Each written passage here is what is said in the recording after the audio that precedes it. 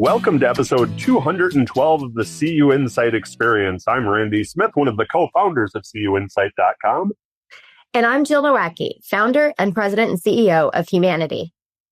This episode is brought to you by the Sheeter Group, a leading executive benefits firm that meets your retention and succession needs. This includes non-qualified benefit plans, short and long-term incentive plans, compensation studies, scorecard design, performance evaluation, and more. You can learn more about them at sheetergroup.com. Today, we're talking about legacy in real time. How leadership isn't just about what you achieve, but who you develop along the way. Because leadership is legacy, and legacy isn't some far-off thing. It's people. It's who we invest in now and how we show up in the space we make for others to rise. To dig into that, we're joined by someone who lives it with intention. Ty Muse, president and CEO of Visions Federal Credit Union. Wait. Dr. Ty Muse, Jill. Come on. Get this right. I was respecting what he just said there. I was not. Yeah, I love it. I think the funny part is it does have a nice ring to it. I appreciate the call out. But as I said, other than my bio or now in my golf bag, it's the only place you will ever see those initials. But, I told this story briefly before, when I was doing the commencement speech, when they were honoring me, I said, my dad always would be like, hey, son, you need to go back and get your doctorate. I'm like, man, Pop, look, I already got a lot of initials behind my name. I got CPA, MBA, I got CEO. And he goes, yeah, but it don't got that doctor type of ring to it, So it was a very nice gift of the university to call that out for me. And as the president's retiring, it was kind of like his final connection that tied me to the university. So it was very appreciated. But thank you.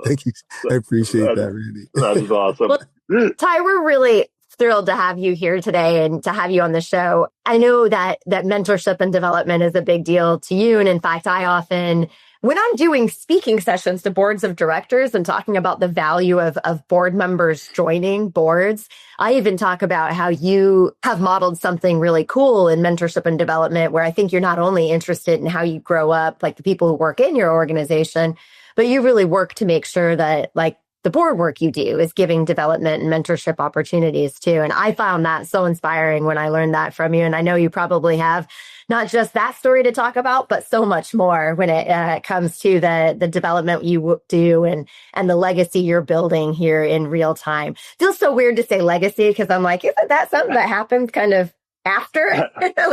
That emphasis on real-time legacy is what we're here to talk about today. But I think that's so important. And I mean, that's something that I respect and Ty, just from the conversations that we've had over the years, is that idea that you're not talking about the next quarter, you're talking about the next generation. Even before we jumped on the call, you were talking about somebody who's worked for you that's moved on. And second what Jill just said. So let's jump into a question. Let's get Ty some of your thoughts on this with that idea of building your legacy in real time.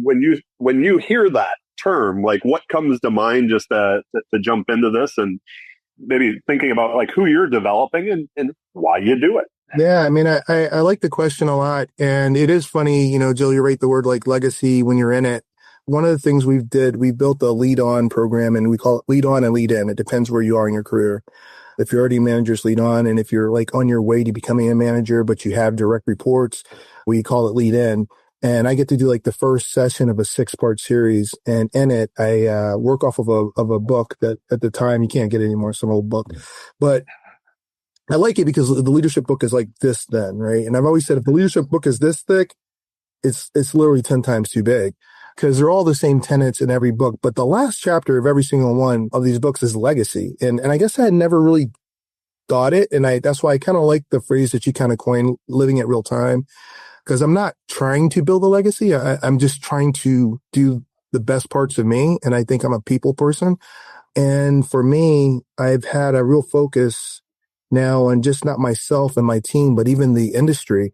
And hopefully, some of the CEOs will watch this later and go, yeah, this is a true story where I've heard of someone who's coming up in the industry and I will get their number, their contact information. I'll call them and I'll tell them, hey, you're doing a great job. You're next.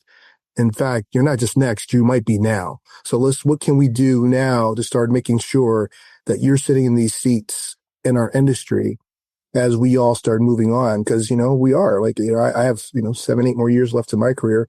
And I'm thinking about making sure that the next person is hopefully better than me, leading these other, agencies within our community, such as Philean, CUC, True Stage. It's just really critical that the next people are being identified and we're grooming them and helping them understand, like, no, you could be this. You're not that far off from a Ty Muse. Only thing I have is seasoning on you. And, you're going to get some seasoning too. And not just the gumbo type. We're talking about a little bit more salt and pepper in his hair. Yeah, I've got that too. As we get into this, again, this is really more for the listeners, but when I was doing a little bit of research for the conversation, one thing I found interesting was like kind of that difference between mentorship and sponsorship, in the sense of sponsorships, like, mentorship's maybe helping somebody along the way, answering questions. But the example that I was reading was, sponsorships like when you actually pick up the phone and you make the text to somebody else when the person's not in the room. But I think that's something that I know Jill had a question on that, that was one of those things for me as the layman in all of this. I was like, oh, okay, I love that explanation of sponsorship. And I think what you were just talking about is like taking that extra step and, making the call and like actually helping push somebody along in their career, even maybe when they're not asking for it, taking an vested interest in another human, right? Well, first, I love the fact that you took Jill's question. I think that is, right. That was excellent. But I will give you credit for giving her credit for the question. But with that said, so think about it. So think about it this way. I'll take it, maybe a little bit of clarification in that. It's great having a mentor, but there's going to be rooms that mentee is not in. You need that mentor advocating for you in that room. I was thinking about, it's a little bit different when you're these credit unions, because even though we feel big and, people go, oh, they're so big. I mean, I'm coming from really big companies. I come from Goldman, GE, PwC. These are way bigger companies, 300,000 people. If you don't have a leader that's in that room saying, hey, you should give Ty Muse this project. Yeah.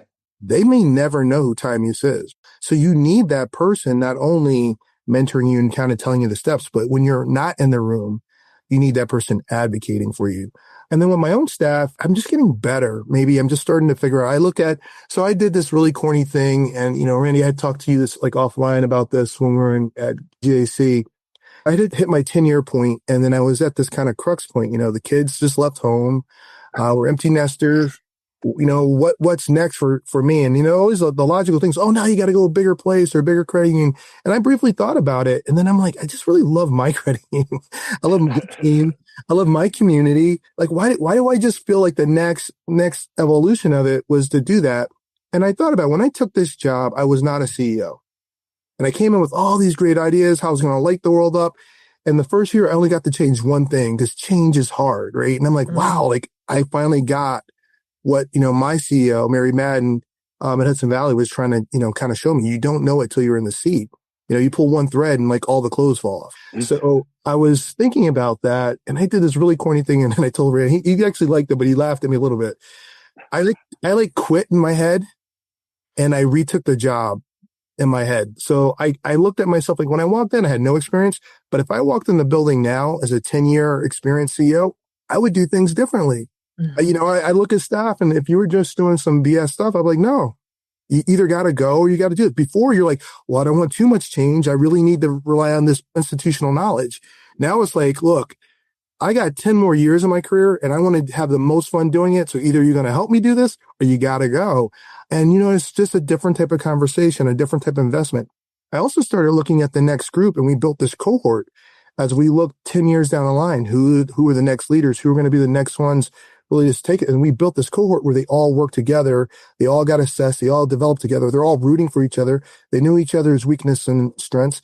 And it's just so cool watching them grow together, rooting for each other. And I just feel like I've done a better job of building them to be prepared. We had an assessment done that looked at them, assessed them effectively, 7 really core leaders in our organization, and said, right now, how would you assess them if they were applying for CEO? And then how would you compare them to an external candidate applying for CEO? And they got ranks. And then we built a development plan focused on how do we make sure they're in the conversation by the time I retire?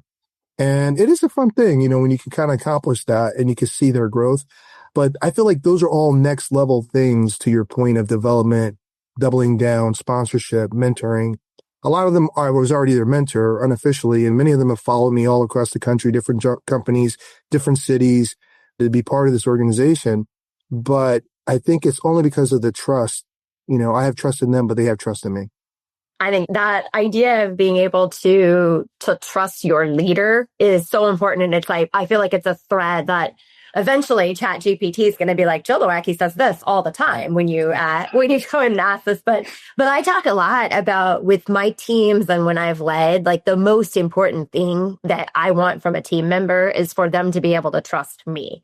Because if they can't, then you can't ever get to that point where, like, if you were my leader and I didn't trust you and you tell me, hey, Jill, this is a blind spot you have. This is an area where you really have to improve. If I don't trust you, I'm not going to trust that feedback. And then I'm not going to be able to get better and grow into the role I need. And so that idea of how important a team member trusting you as their leader is in order to really get to that kind of peak performance for them, I think is so critical. I agree. This concept you're talking about, the idea of saying, actually, you know what, I'm gonna quit and reapply for this job.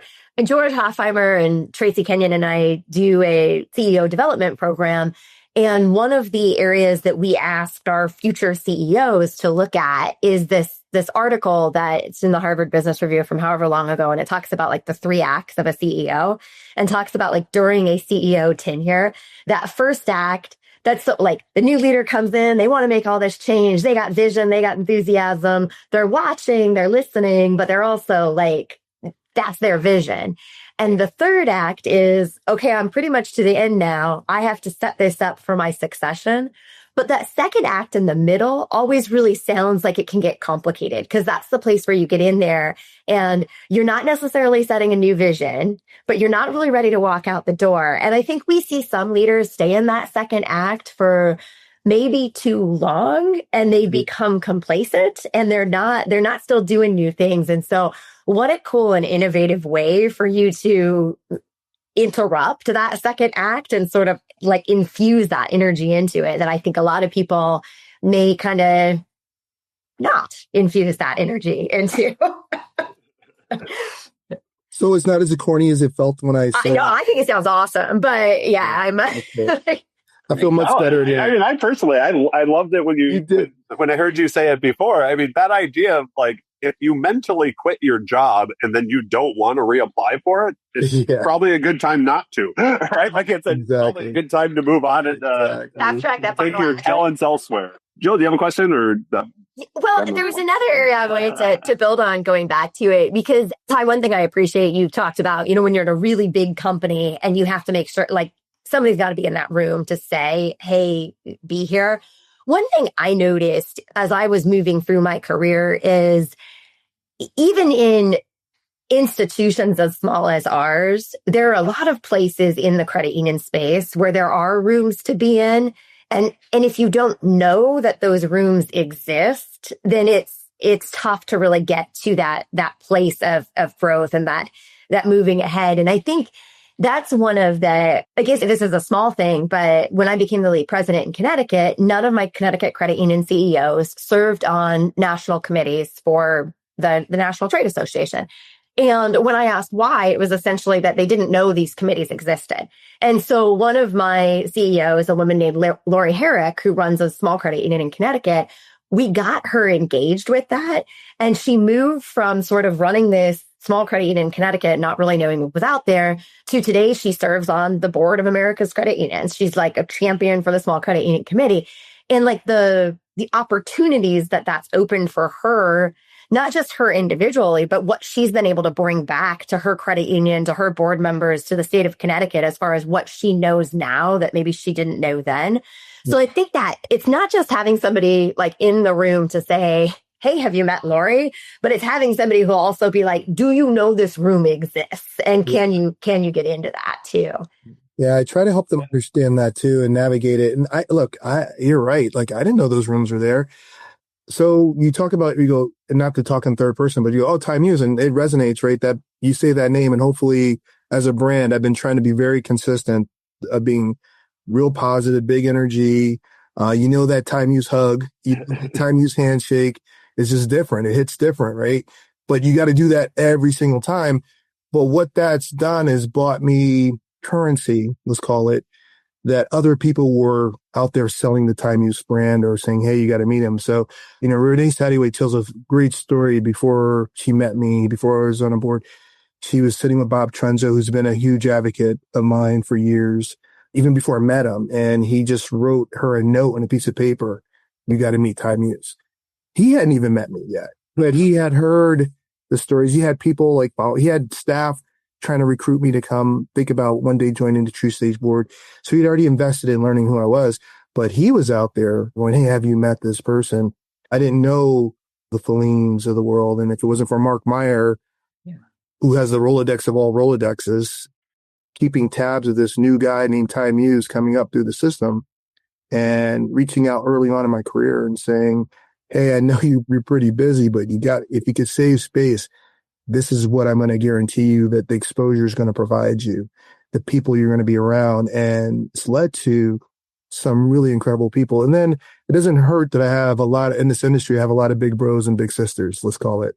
The Brett Martinez's of the world are just everything to me. I mean, that guy, he was been the most influential as you start thinking about the different things you're trying to work through. Or Maurice Smith, who's a pure legacy guy. Legend. Like the Bert Hashes, and then you throw in the Mike Valentine.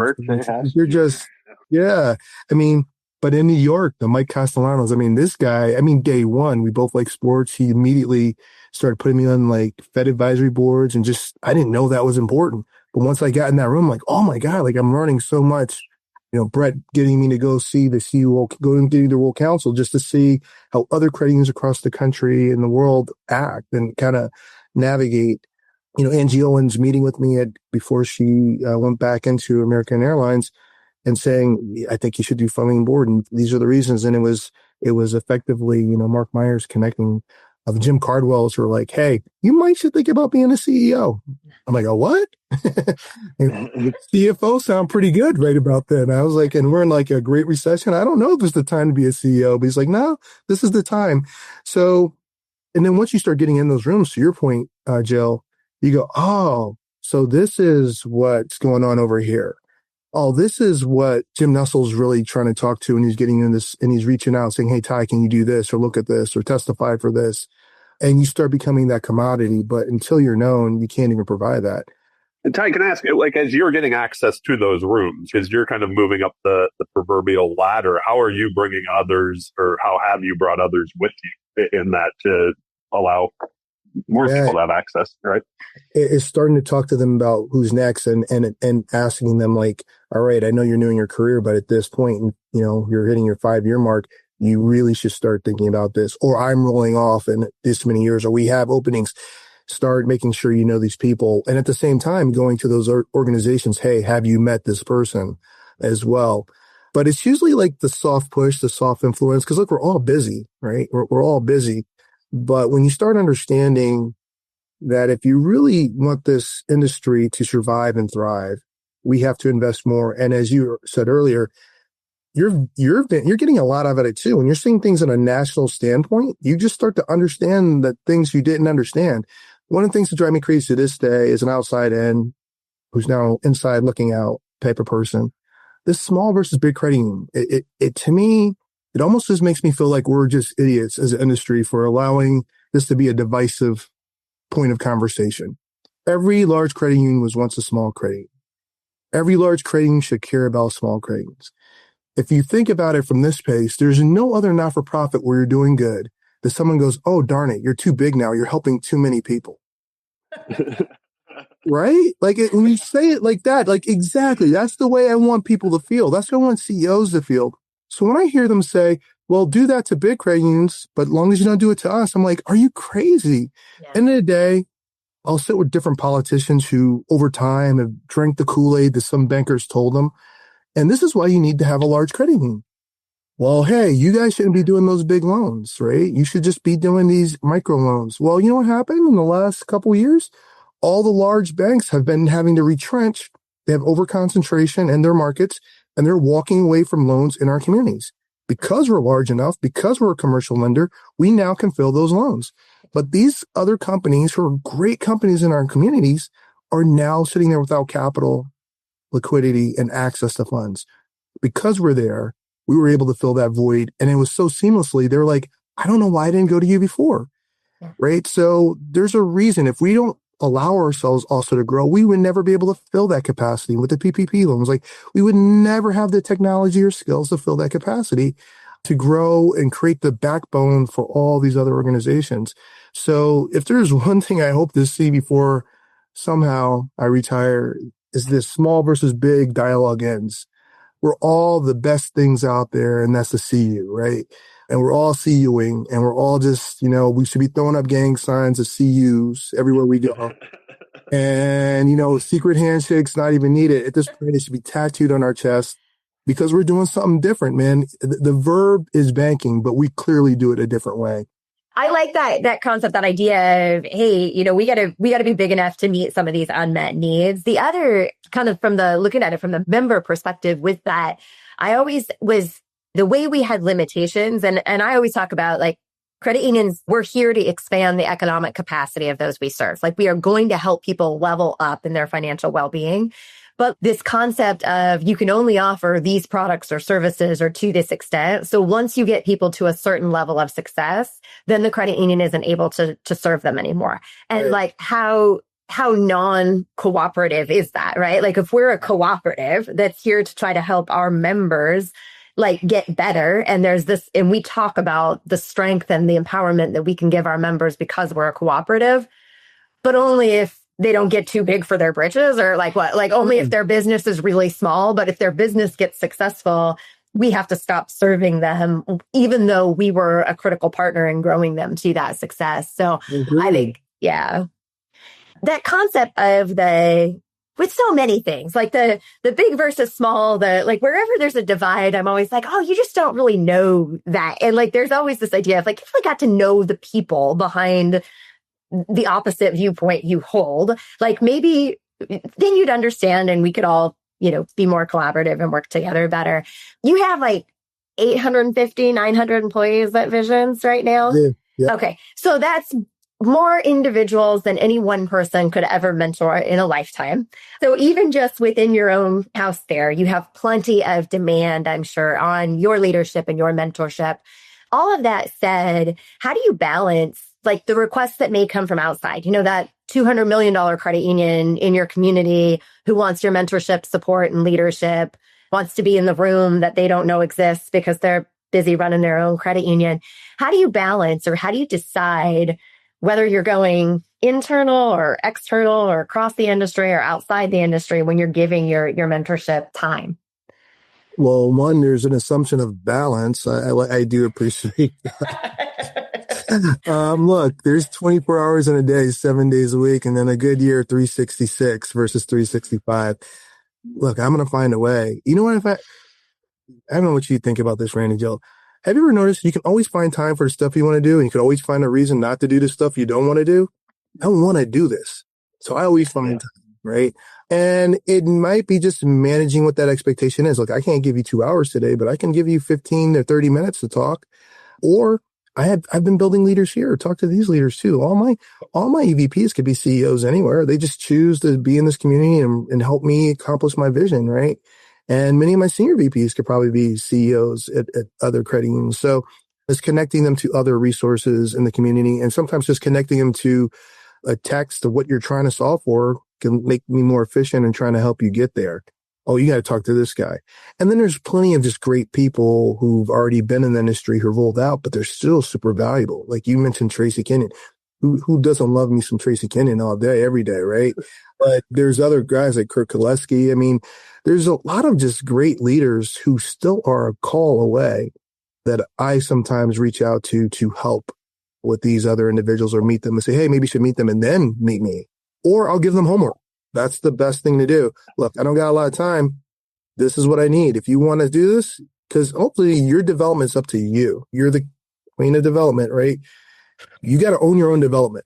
I didn't wake up and go, hey, who's going to make me a CEO? No, I did the work to figure it out. No, I could give you the blueprint, but you have to go do the work to do it. And then sometimes it's just bigger, just trying to figure out what is their real why. Like, why are they trying to really do this? Some people just want, I had a staff person and he's like, well, I want people to report to me. I'm like, but why? I want a title. Why?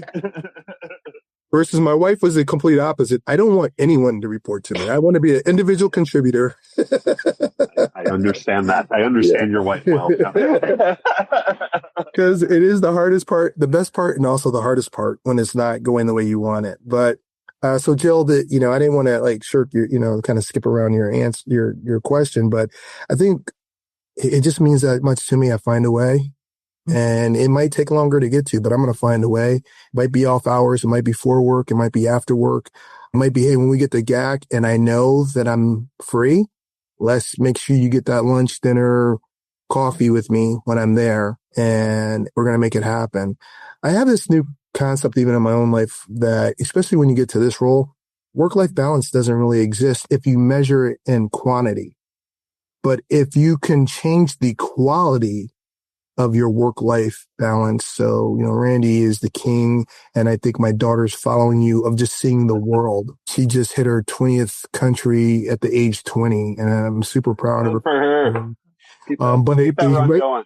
Sounds like you. I had a goal of 50 at 50, which I'm very proud I hit, right? Mm-hmm. So keep the age thing, right? Yeah, I like it. I definitely want her to model herself after you. But what you do is, but when I do have time with my family, I make them big experiences, these memorable moments, this high quality. A story I always tell when I was a CFO and I was working crazy hours at Hudson Valley. It was a great recession. I mean, literally, people were like, will we exist, right? You remember, like, after all the insurance companies start falling, what does tomorrow hold? And I have like two kind of famous moments. One was my old boss had a silly rule that you could wear any color jeans but blue jeans because he thought blue jeans were, I don't know. And so I literally go to her, so you're telling me I can wear hot pink jeans and you're good with that, but I can't wear blue jeans. And she said, boy, if you could find a pair of hot pink jeans, you could wear. So I went out, bought me a pair of white jeans. I went to Joann Fabrics. I dyed them hot pink. And when I walked in the next day, for whatever reason, the only thing I kept hearing was John Travolta Staying Alive the way I was walking into the park.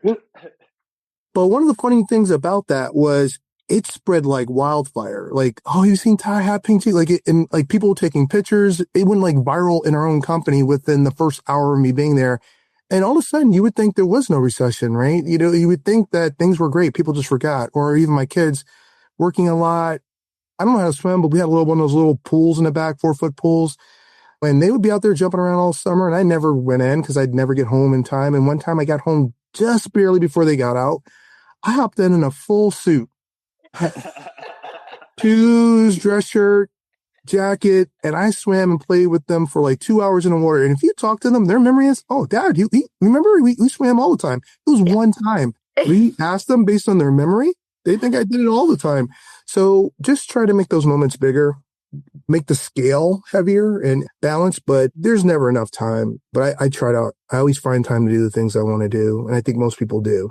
So if you're that excited to see me, I'm going to find a way to meet with you and help you and talk to you. And with that said, it's still an investment in me. I learn by talking to you. Sometimes solving your problems helps me solve a problem that I don't even realize I have or something I'm working on. I get better from being around, and mentoring it's a gift that gives back. You know what I mean? Mm-hmm. Let me ask you this I think for the people that are listening that are earlier in their careers, that idea of searching out a mentor or any advice to them. I know something you said earlier really resonated with me, and it's something that I believe also, that idea of like how you said, I might give them homework. Like if you're investing your time in somebody else, you want to know that they're investing their time in themselves also, right? Like it's not just you fully pushing. So what advice would you have for a young leader who's looking for mentorship to maybe level up? Yeah, one, it doesn't always have to be a Ty Muse, right? I think you can learn from all different levels of people. And I think sometimes they always go to the top. And I think that's a mistake because there's so many more levels you have to go through, right? And there's so many people can help you in that ride. The second thing I really drives me, I have a person every 5 years. It's probably been every 4 years, 4 years. This has been the third time it just happened. They come in, we mentor, we have a session. 3 years later, we're still in the same spot. 3 years after, like, you got to do the work too. Like, if we're investing time in you and we lay out this plan and then you don't execute on it or try to execute on it and you have a lot of excuses, that is a little deflating from your mentor standpoint. That after a while, you're like, hey, I'm a busy person. I'm really glad to give you this. I'm giving you the keys, but if you don't want to take the car, let me give the keys to someone else. So I think that's important. Maybe be clearer on what you want and what you're trying to get out of it. Because then it'll help you figure out who the right person is too. Yeah. Right. So I have a list of things I know I would go specifically to Randy for. And I know there's another list of things I would go specifically for Jill for. So if I have a clear understanding of what I'm trying to figure out and how to do it, that kind of lets me know who the right kind of person is I need to go sit with and learn from. I think a lot of times they're like, I don't know what I want. I just know I want something. That is a really hard part as a mentor who doesn't have a lot of time to help you with. I can give you some exercises maybe to help you figure that out. Like, start understanding what you really don't like, and get yourselves out of that. Start finding things you really like or you're really good at. Do more of that. You're probably bad at certain things for a reason. You could work on it to become mediocre at it, but the things you're good at, you can become great at if you're willing to invest there. Tyisms. I'm the common denominator of all my problems. So you keep seeing a problem come up in your life, it's probably because of you. You might want to start there, but here's the good news. Because it's you can fix it. It's up to you to own that. EQ trumps IQ lately. At this point, we're all smart. You're not going to get to this level and not be smart. But your EQ can keep you from reaching that next level in the room. And then almost a full circle, Jill, you were talking about our board and how we invest in our board. I never want to have a conversation where we're trying to dumb it down because we have the expertise and they don't. So my goal is to make sure that we have 9 people plus associates and emeritus volunteering. I need to give them all the tools and resources so they can reach the best version of themselves, so they continue to challenge me to be the best version of myself. I think gone are the days where you try to, let's overload the board so they don't ask any questions, or let's not tell them this thing. Now, the first thing is just sit down and go, man, this is what I'm not feeling good about. What do you guys think? And giving them some knowledge so they could have a real good piece of that conversation and hopefully help you create solutions. Let them be really part of your strategy. Because even though they might not be an expert at running a credit union, they're an expert at being a member, and they could really give you some value there. That kind of concept of whether you're talking about investing in the people who report to you or investing in the people who reach out to you and just say, hey, can you help me out, or investing in the development and education of your board, like, there is no question that those things take time. It is easier to just dump a report on the board and say any questions and hope that they don't know enough to know what questions to ask, that it is to step through that, take the time, give them the education. But easy is not always right. And in this case, I say it's definitely not, right? And I would say, you referenced a couple of times when we've had some of the Great Recession, some of the other big challenges that have come up. And we see this a lot right now in the work that I do with boards. We get to a point where if they have been led in that way of just dump a bunch of stuff on them and hope that they don't have any questions, well, now it's time that the CEO who's been there is ready to exit, and they don't know enough about the industry, the business, to decide if they can hire a new CEO and what that looks like. And I think that can make some real difficulty in long-term planning and succession planning.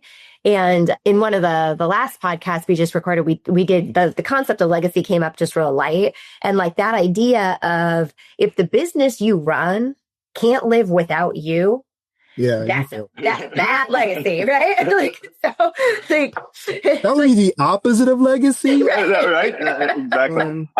I have one more thing I want to make sure we touch on, because I'm watching the stopwatch here, and I know that with Ty on, we could go on forever because it's always awesome conversation. If you could, and then after this, we'll kind of go into some like final takeaways for everybody. But Ty, if you think about like your peers, those CEOs who are on your level today, maybe you mentioned, I don't remember what you said, 7-8 years maybe left in this part of the journey. So still time to make a huge impact. If you were talking to a room of all of them, what advice would you have on mentorship, sponsorship, on the action that they should be taking right now in that, I guess, second stage, as Jill called it, right? Like of their career to make sure that the lights aren't turning off with them, right? You know, on the way out. I love it. I love it. You know, I think there's a few things if I could challenge everyone to think of it this way, identify who's next, pour into them. That's what happened to me. And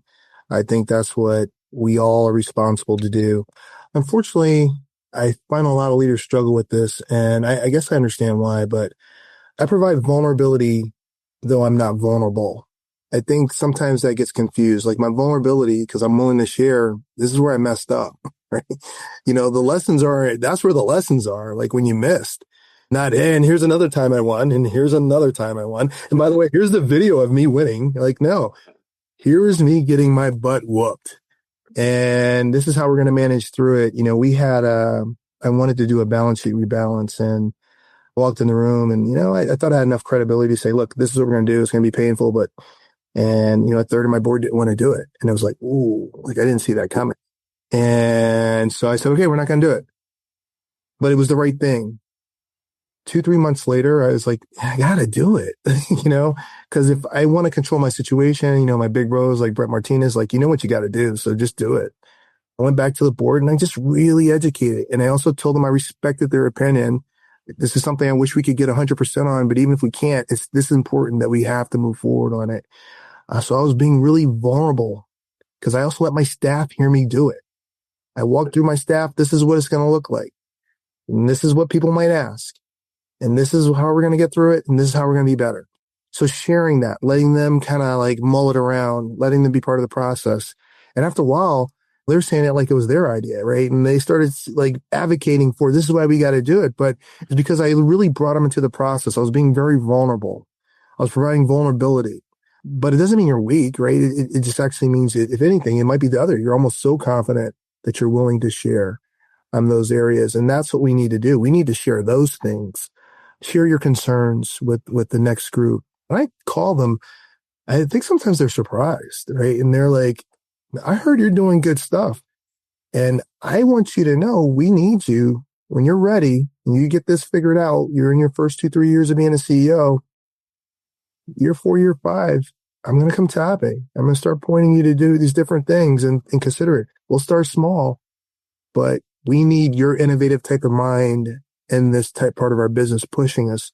I almost feel like that's my job now. I feel like I'm pushing 2 hands, like the Future Fund. I'm pushing 2 hands. I know people don't hear DEI anymore and all these things, but right is right. Wrong is wrong. End of the day, we need to have an inclusive environment. There is no argument that anyone can make that we need to have an inclusive area. So you can make the argument, well, we don't have the money right now. You can't make an argument that there's not a credit union out there who can't put a certificate and donate the interest, a portion, not even all, or all of the certificate to this cause that allows us to focus on smaller credit unions, that allows us to focus on inclusivity and to focus on mentorship and development. These are all pillars we need in the industry. So finding those type of things, find your people. You know, when my daughter was trying to pick her college, she was really worried, am I picking the right college? And my oldest daughter goes, no matter where you go, you're going to find your people. This industry, you could find your people. And when you find who they are, go learn about them, go share, go to their shops. We do road trips both ways where you get to learn and be open to learning. Even if you have the answer, let someone else share the answer. You might wind up with a better answer. Jill or Randy, you guys ever done that? Like you come in with a plan, and if you if you tell them the plan, they'll just do your plan. You know, one of the best coaching tips that Jill has given me, it's really great having an executive coach in the house, Ty, by the way. But when we hired Lauren as the CEO, obviously I like to talk and have very big opinions on CUInsight, one of the founders, I mean, like that type of thing. But so whenever, if Lauren or somebody came or we were talking about a problem with the question, Jill was like, ask them first to talk about it. And then listen before I just start, even if they're asking my opinion, ask for theirs first. And I started to do it and it was amazing. Like what you were just saying, I'm like, oh, we're kind of on the same path, but that sounds better. And where the final answer afterwards many times was, yeah, you should run with that. Yeah. I mean, what they say, what was that phrase that said, you can't spell the word listen without the same letters to spell silent, right? And, I've never heard that. and you're like, dang, what is the other one? My dad would say, God gave you 2 ears, 1 mouth. There's a question for that, right? Like, so there's a lot of cool things like that. I mean, like, I don't know. I think, and I don't have all the answers. I just do the Ty Muse thing. I don't know what that is. Even a lot of times I tell my staff, I don't even know what it is. We have an executive coach for all our leaders and we use the same one, kind of like therapy. Once you're going to different therapists and then they're like, oh, you're right. And the other therapist goes, oh, no, you're right. And they're both wrong. So I don't really even know how I do this Ty Muse thing. Like I know it. I can see the impact. I can see the impact when I walk in a room. I can see the impact of the hug. I can see the impact of the call, but I'm not being so intentional, if I'm being completely honest with you, that I'm like, I'm going to do this so they get the Ty Muse impact. I don't know what that is. All I know is I'm doing good and I just try to keep doing good every day. Because it's a genuine thing. Jill, it is that time that we need to wrap up. Ty, this year we've been trying to leave like one takeaway from the conversation that we each have to leave people with at the end. We're stringing this on you. We're going to start with Jill. I'll throw out mine and then we'll finish with you and wrap it up. One thing I did want to add, even before we get into the wrap up, is we will link to the Future Fund and make sure that, everybody in the show notes, that will be there because that is an important thing. So with that, Jill, what's your takeaway from today, from this amazing conversation? All right. You saved me because I was going to do two, because I was going to also say Future Fund and at the AACC Future Fund, we at Humanidei, we have won our certificates there too. So if we can do it, anyone can. But my key takeaway today, and what I just go back to, is this idea of like, I remember once when I was very young, I read this quote that was like, we all have the same number of hours in the day. So like I have the same number of hours as Mother Teresa did, as, the Barack Obama does, as Oprah Winfrey does, and how we choose to use those hours is what matters. So I think like that key takeaway I'll have is, yeah, of course, we're all busy, but you make time for the things that matter. And so how important it is to know what it is that really matters to you to create those big impact moments with that time you have. So, Randy. You just kind of took mine, actually. I was just as follows. But no, it was that idea. I mean, that's what stuck in my head was the amount of hours we all have in a day. I think that's something that I always come back to. I'm a big fan of saying no to a lot of things because it creates space to say yes to the fun stuff that I like, that really engages me. And that can be anything. I mean, we recently had a friend who's in the industry who left their current gig and is thinking of starting something new on their own. And I'm like, who I will always talk to? Anybody trying to start a small business. One of my favorite conversations. That to me is like, how are we using the good space? The space that energizes us, that can also energize others and help them further move along their career. And the other thing that I'll throw one little caveat into that, and I think it's something that stuck with me because maybe sometimes it's a frustration. If like when you come to somebody for mentorship or a question, if you're like, I just know I want something different. Well, what do you want? No idea. You're not ready to come for that conversation yet. We can't tell you what to do with your life. But just like if I was looking at my next stage, I shouldn't go, Ty, what's my next? Exactly, I have to have that idea first. So Ty, we'll let you wrap this up. Yeah, so I'm going to take two. So the first one is, every day you should start off your day with hanging out with Randy and Jill. Like, it really can't be a bad day. I mean, the sun suddenly seems to be out. The sky's bluer. Selfishly, I consider you both dear friends, and we don't even have to talk that frequently, but every time we talk, it is literally this level of genuineness, care, love, and I appreciate it. We appreciate you, my friend. I think the bigger thing is, look, this CU movement is critical. And to all the leaders and CEOs, we don't got time to mess around anymore. There's this infamous thing that a lot of you guys, and you, Randy, and you guys know when we were out in Hawaii, where we kind of had a little pissing match between our two insurers. And I got fired up about it. And it's one of the few times people seen a fired up Ty. But, it kind of spread the industry pretty quickly because I just don't got time for this. You understand? I don't got time. We are in the middle of a big battle right now, with taxation and these other things. Right now, we're cooperative. Cooperative, as Jill said, it's not just our members being cooperative. We have to be cooperative with one another, right? And if we do that collectively, we are a powerhouse. But if we individually look at focusing and serving our own needs, we won't stand nearly as strong or nearly as long as we could. If you look at what taxation's done in places like Australia and how it's kind of impacted Canada and other places, we got to take this stuff really seriously. So we talked about time. If you really look, all three of us really talked about time. And maybe that's it. Treat time as a true treasure, as a true valuable entity, and just don't waste it. Sure as hell don't waste my time, right? But that's really how I'd finish, That's awesome. Well, Ty, thanks for being here. We so greatly appreciate it. Before we go, just a few quick things, a little housekeeping. Everything we talked about today, as always, is linked to in the show notes. Reach out to us on LinkedIn. We love hearing from you. What's resonating with you? Maybe what's not. Also, who you'd like to have on the show or what topics you'd like us to cover. We would love to engage, and LinkedIn seems to be the best place. A big thank you again to our sponsor, the Sheeter Group, leading executive benefits firm and big time supporters of the show. We sure appreciate them. If you haven't subscribed yet to the podcast, now's the time. We're on all the different podcast platforms, whether it's Apple or Spotify or Amazon. And of course, a huge thank you to all of you for listening. You all rock. We hope our paths cross soon. Be well, friends. Until next time.